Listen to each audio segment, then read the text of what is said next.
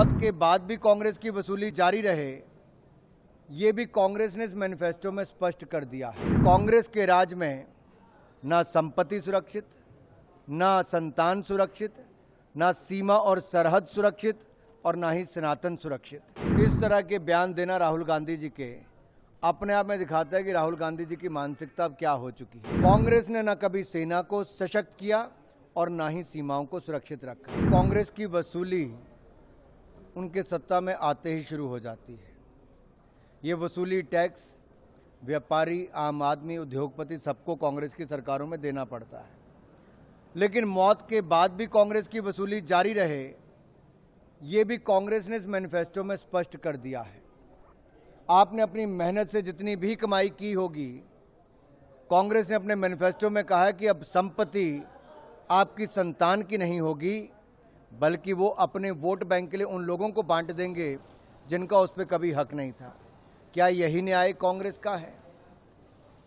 अगर ये न्याय कांग्रेस का है तो अपने आप में बहुत बड़े प्रश्न चिन्ह खड़ा करता है कि कांग्रेस के राज में ना संपत्ति सुरक्षित, ना संतान सुरक्षित, ना सीमा और सरहद सुरक्षित और ना ही सनातन सुरक्षित।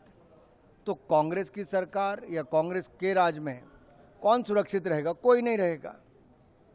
इसलिए आज राहुल गांधी जी के mentor, guide, philosopher Sam Pitroda ji के बयान से बहुत स्पष्ट हो गया और कांग्रेस के मैनिफेस्टो में भी स्पष्ट तौर पर दिखता है कि कांग्रेस आम जनमानस की मेहनत की कमाई के पैसे को छीनना चाहती है, उनके हक छीनना चाहती है और उनकी मौत के बाद भी उनकी परिश्रम का पैसा उनकी संतान को नहीं, बल्कि कांग्रेस अपनी वोट बैंक के लिए इस्तेमाल करेगी।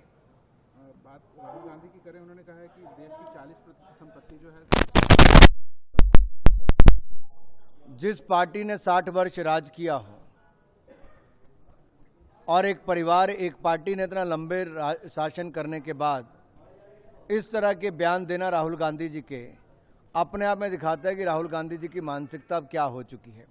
एक तरफ से वो कहते हैं कि देश में परमाणु हथियारों को नष्ट कर दिया जाए, तो दूसरी ओर भारत के सामने, दुनिया के सामने एक बहुत बड़ी चुनौती है कि जैसे दुनिया के कई देशों में युद्ध चल रहा है, अगर वो कहीं बढ़ता है तो हर देश की सीमाएं सुरक्षित होनी चाहिए। देश की लोगों की सुरक्षा भी वहाँ की सरकार की जिम्मेदारी है।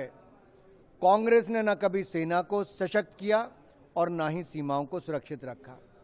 ना कांग्रेस ने कभी बुलेट प्रूफ जैकेट दिए और ना ही लड़ाकू विमान तो पिछले 10 सालों में दिए। ये दिखाता था कांग्रेस के लिए देश की सुरक्षा महत्व नहीं रखती। वो तो केवल रक्षा सौदों में दलाली खाने की ओर ध्यान देते थे और 10-10 साल तक खरीद नहीं हो पाई दलाली ना मिलने के कारण। आज जब देश की सीमा, सरहद सुरक्षित हुई, सेना सशक्त हुई और देश का मान सम्मान दुनिया भर में बढ़ा है, तो कांग्रेस किसी भी स्तर पर नीचे गिरकर सत्ता हथियाने के लिए कुछ भी बयानबाजी कर रही है। ये कांग्रेस का मैनिफेस्टो कम, ये भारत विरोधी सोच वालों का ज़्यादा लगता है जब परमाणु हथियारों को ख़त्म करने की बात करते हैं।